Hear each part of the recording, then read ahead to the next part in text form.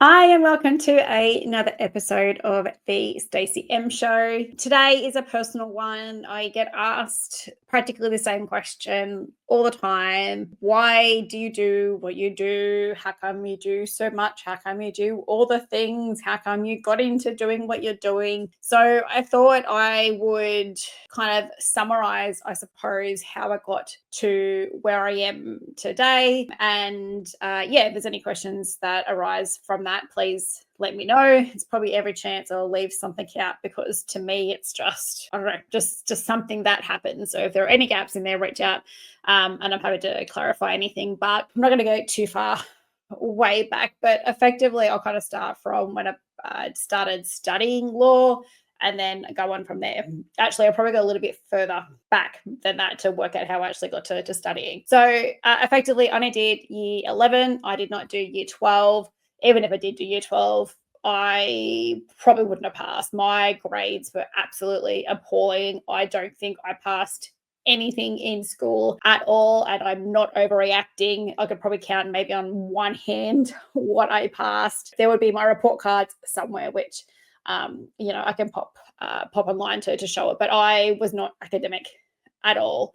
I was more creative, I suppose. So the photography side, computers back in my day were already started to come out. So we didn't quite have the functions of what we have now. But I used to process my own film, had a dark room. Like I absolutely loved it. So that was probably more what I excelled at. That I probably passed at school and maybe art, but not much else. And so if you're local to the Hunter Valley, when I left year 11, so that was at the end of 1999, which is probably showing my age. So in the year 2000, I went to a college called Passmore's College, and their slogan was, "We will put you where you want to be in just 1 year." They took that off because clearly they don't put you where you want to be. But what that meant for me is that I graduated with a marketing degree and actually got a job at they're pretty big Newcastle accounting firm. And from that, I discovered that there was this thing called Open Foundation at Newcastle. I did Open Foundation. That was like my back step or backdoor entry into university, I suppose. Prior to that, I had no interest whatsoever. I had a really good job at Big W. I was just happy doing that.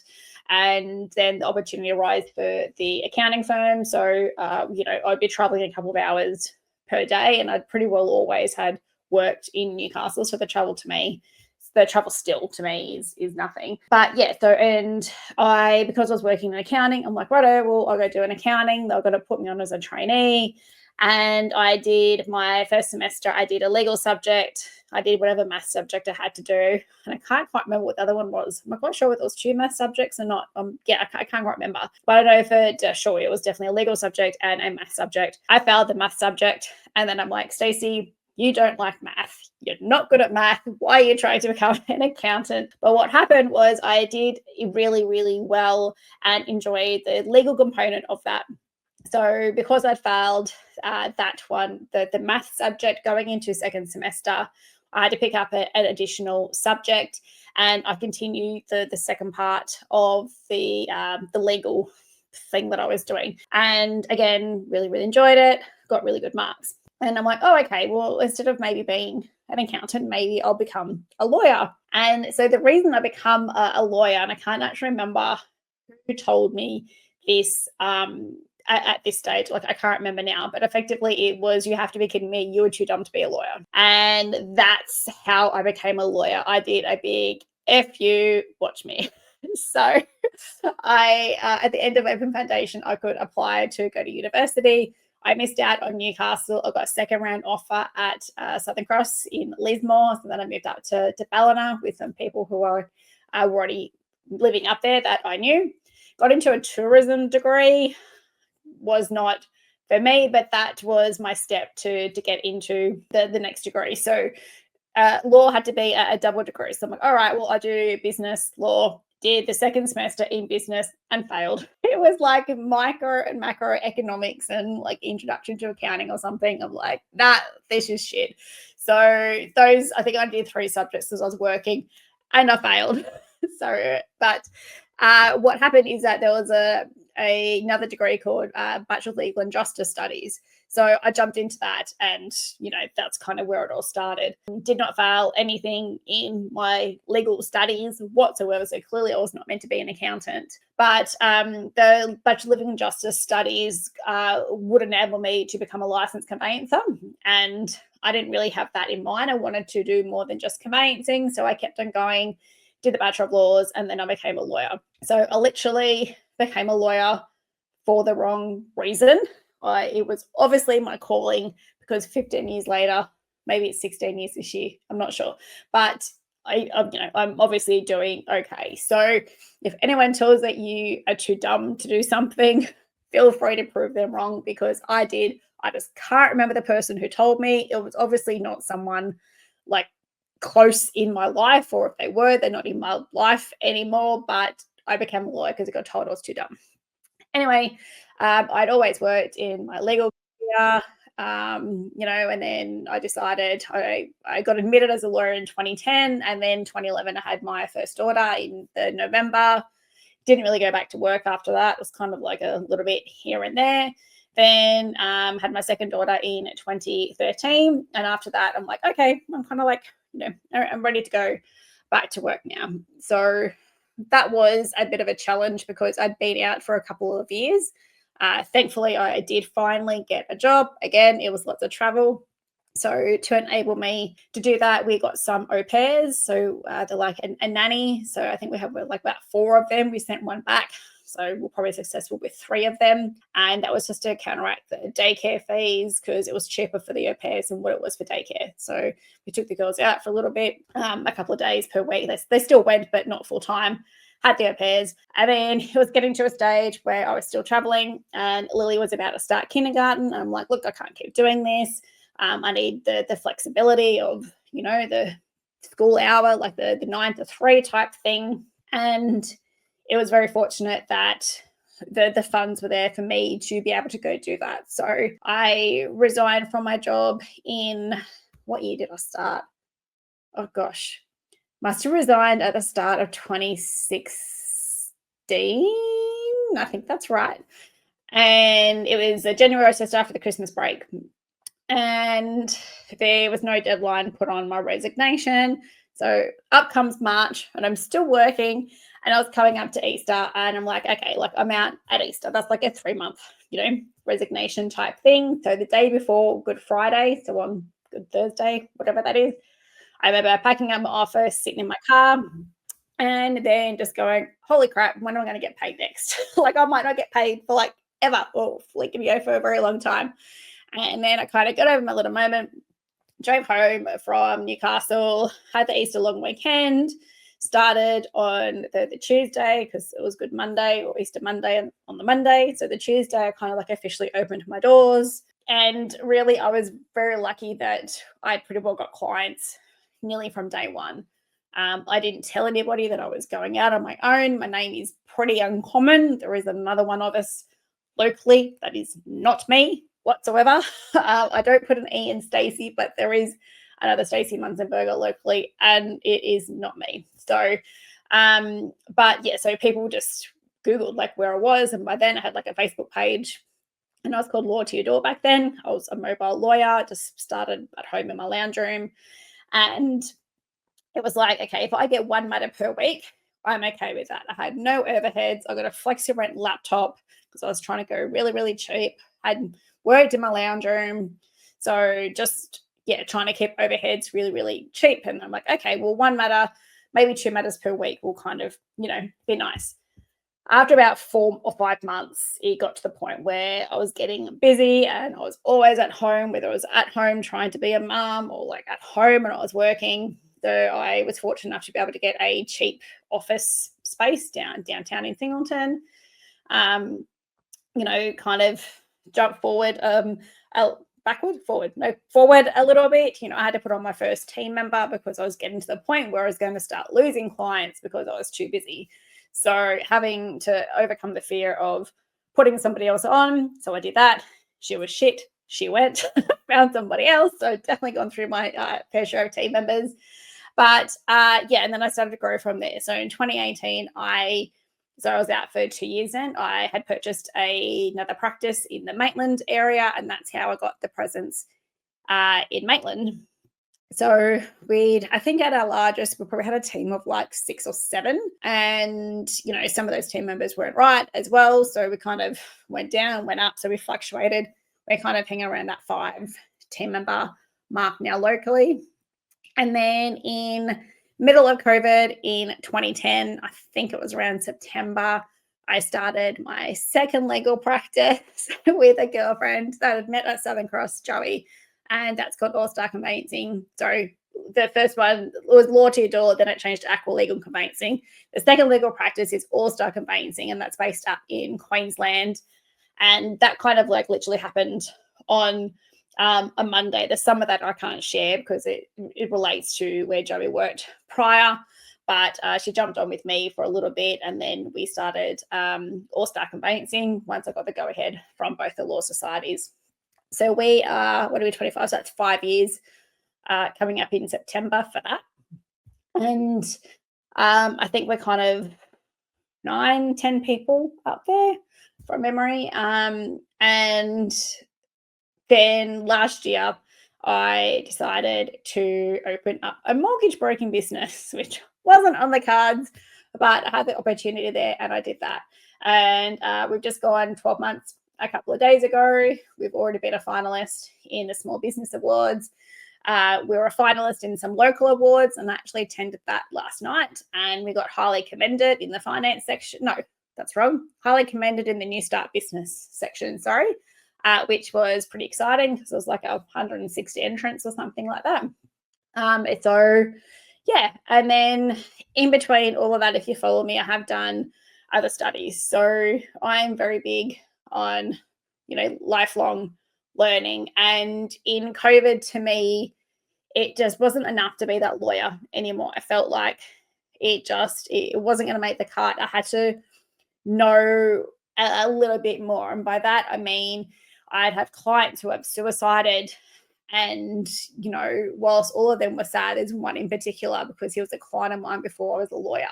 And that really, really hit hard, especially because I only spoke to him the day before and questioning why we have like this really long settlement. Like we don't need 6 months, and, feeling guilty for that, for feeling like I should have picked up on something in that conversation, which I know I shouldn't have. He was exactly what he was doing. This was not the first matter I had for him. So I had really struggled with that. And then I actually had 3 clients within like 4 weeks suicide. And, that was really hard. And then kind of going through that and then dealing with clients in whatever area of law. So whether it's family law, even wills and estates can trigger things in a probate file. So when someone passes away, even in a conveyancing file, if someone's separating or selling like a property because someone has passed away, you're dealing with all sorts of people who are at all different stages. And for me, a lot of clients were opening up to us saying that they had issues in mental health and that they weren't coping. And, the last thing I wanted to do was for them to go and do something that can't be undone. It's not uncommon for me to ask a client to keep emailing over the weekend because I've been concerned for that client because it's not easy to get into services, and you have the online ones as well. But so I will ask a client to just email me over the weekend so I know that they're still there, which it can be really stressful and it's probably over and above for a lawyer, but I want to be able to sleep knowing that, that the client's still there and that they're doing a little bit better and, they've utilized a service like Beyond Blue or Lifeline or something like that. Last year, or might have been the year before, I had the opportunity to do suicide prevention training, which I really enjoyed. It was with Assist, I think, through Lifeline. That was funded by one of the coal mines up here. It was a very, very heavy 2 days, but I am very happy that I had the opportunity to do that. And then this year, a couple of my team members wanted to do the same as well. So they have been trained in Assist as well. So clearly I'm not the only one kind of getting a little bit thinking that just being a lawyer isn't enough anymore. A couple of years ago, I studied under Marissa Peer and became I became a certified hypnotherapist. And then this year I became a clinical hypnotherapist. And then the reasoning behind that was, apart from probably having a little quarter of a life crisis, relationships would break down because of addiction, or it would be a lot of the time, like it was addiction, or there was communication, or there was something there, DV as well. But it was like, okay, so one of the first questions we ask is, can this relationship be saved? Sometimes yes, sometimes no. Whenever I mention that, please note that DV is a caveat to that. I'd never recommend that you go back to a DV relationship, but knowing the reasons behind why some people go back to a DV relationship as well helps us better understand, the process that can go through. So I suppose for me, I learned a lot about addictions. I did learn a lot about why people who are in domestic violence relationships either stay or go back into a domestic violence relationship. And I don't have enough time to go into all of those. But effectively for me, it was like, okay, so I'm not trying to obviously be like a lawyer and a therapist at the same time, but it was to help me understand, okay, so how are we here? And because so many clients were opening up to us about the mental health aspect, I did some collaborative training, collaborative family law training as well. And I did have started a divorce coaching program this year, again, just to try and equip myself with how I can deal with certain matters, I suppose, and just different options and people's different perspectives. And when clients are opening up to you saying that they have mental health issues, again, like for me, and obviously my team, because they've done the training as well, it's a really big concern that we don't want them going to do something that can't be undone.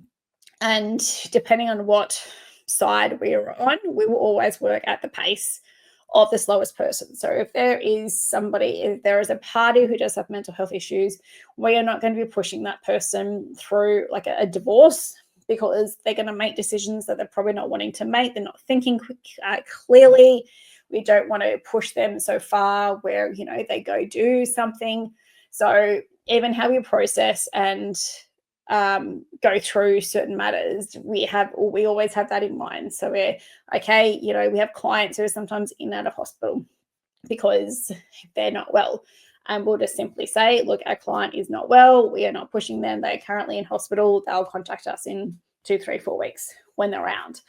And some people are okay with it, some lawyers and exes are not, and it's like, well, there's nothing I can do. I'm not forcing my client to do things. So I think there definitely needs to be more recognition, especially from other lawyers when they are dealing with clients with mental health. It's like, okay, well, we're not pushing our client, we're not making them do something that they don't want to do or they're not physically up to at this stage. But definitely doing all the other collaborative training, mindfulness instructor, I did that as well. There's probably other things, just things popping in my head. But it was just really to complement what we do as lawyers, and then different things that I can try and incorporate in my practice to make sure that people are really comfortable, that they're coming to us and they're being so honest with us. And the fact that clients can be so honest with us and saying that they're not doing well mentally, like that's a really hard thing to admit sometimes. So for the fact that our clients have trusted us, for them to tell us that, means we're obviously doing something right, because we're acknowledging that, the mental health of that client isn't really, is not well at this stage. And there's different, varying degrees of that as well. But, it's just knowing how to handle a matter. I mean, I have most of them family law clients at the moment are, they're not well, and we're just going at the pace it needs to be at, and it is what it is. Not all clients are like that, but yeah. And then, if this other side's being a bit painful, I'll put my cranky pants on and pull them into line. But yeah, and as I said, to me, it's all the things, because for me, it all complements one another. And sometimes I've struggled to like explain why I do what I do. And my elevator pitch is really shit. I really don't have one. But for me, all the studies that I've done have just really complemented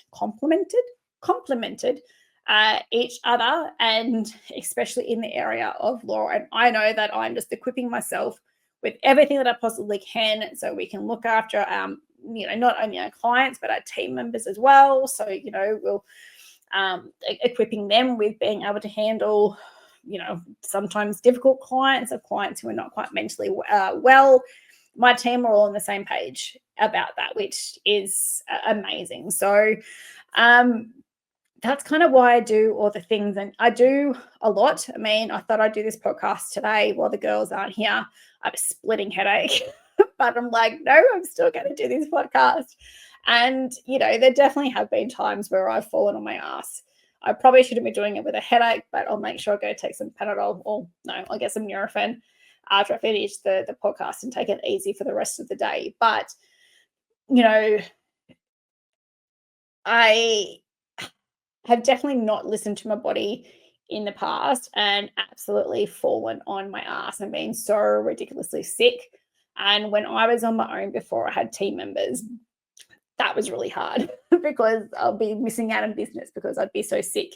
So, I'm not perfect. I've definitely had to ease up a little bit and know when I'm pushing that boundary of, if you keep going, Stacy, you're going to get dropped on your ass. I do a lot of travel. I mean, I've got heaps of travel coming up. So, you're adding that into it, adding kids, adding school, adding like extracurricular activities, 3 businesses, there's all the things. But I absolutely love what I do, but I need to be better at just probably delegating, but at the same time, just making sure that I'm not pushing myself too far, because guarantee I'm that person who will put way, way too much on a to-do list for the day, which is unrealistic, because then I don't get through it, then I get cranky and, blah, blah, blah, blah, blah. So there are definitely things I have implemented over the years to try and just help with that, and try and be more organized, and using different software and calendars. And I've taken emails off my phone, because I was finding I'd be waking up at 2 or 3 o'clock at night and checking client emails. That's not healthy. So I don't have emails on my phone anymore. I've kind of only given myself an hour of social media per day, although I overrode my password today for the first time in months or something, because I was going to do a live about the awards last night. But so I'm just slowly, gradually trying to implement things myself. As I said, I'm not perfect, but I couldn't see me doing anything else, I suppose. Maybe one day I'll be able to relax on a beach and, not have too many commitments. But for me, it's just, did I have all these things on my to-do list? Well, probably not. But, it's to me as well, I am probably the worst employee. So for me to be an employee somewhere wasn't going to work anyway. I went out on my own to have that more time, the whole work-life balance, which probably most people think they're going to get in business, which, you can work it all in between itself. But it was just that I knew I wanted to practice law differently to the people that I had worked for.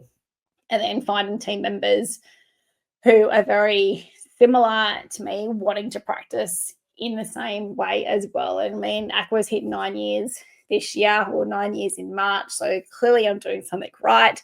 Can't believe it's been 9 years.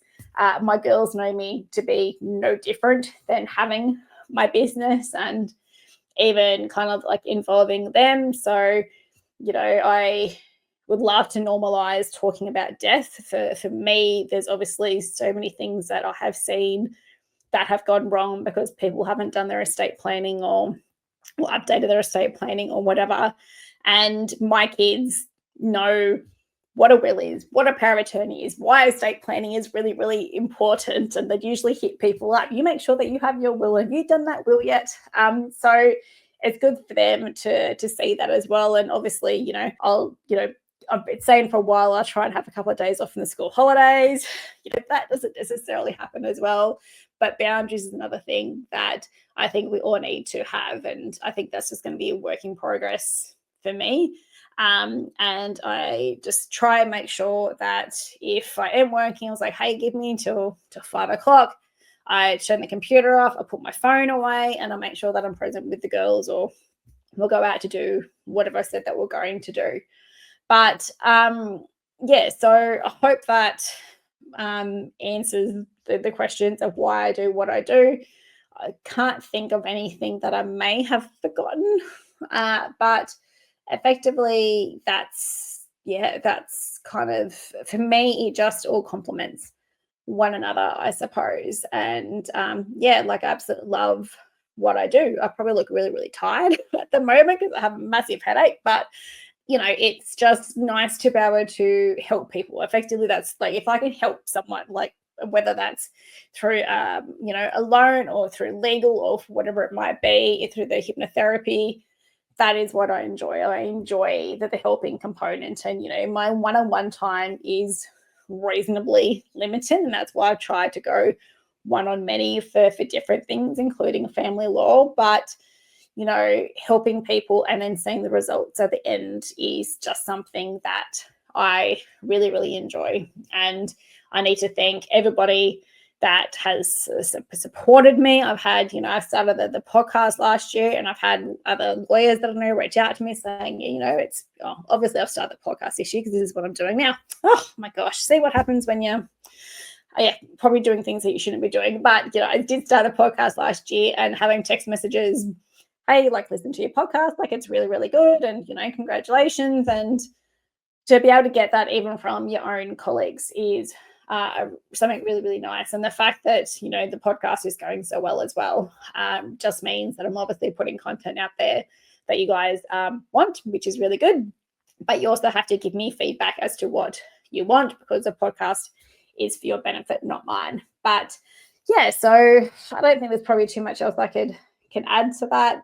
If there's any questions whatsoever, if you have questions about the back entrance into university or anything like that, I'm not an expert at it, but I can definitely share any more details that you need about that. But it doesn't matter what age you are, whether you're good at school or not. If there's something that you really want to achieve, find a way to do it. And it might be really difficult to get there, but if you want something enough, then you'll find a way to make it happen. But so thanks for tuning in to another episode. Please reach out if there's something that you want us to cover, or you have any questions at all. There'll be links in the show notes below, I'm sure. But thank you for listening or watching, and enjoy the rest of your day. And I'll talk to you next time. Bye.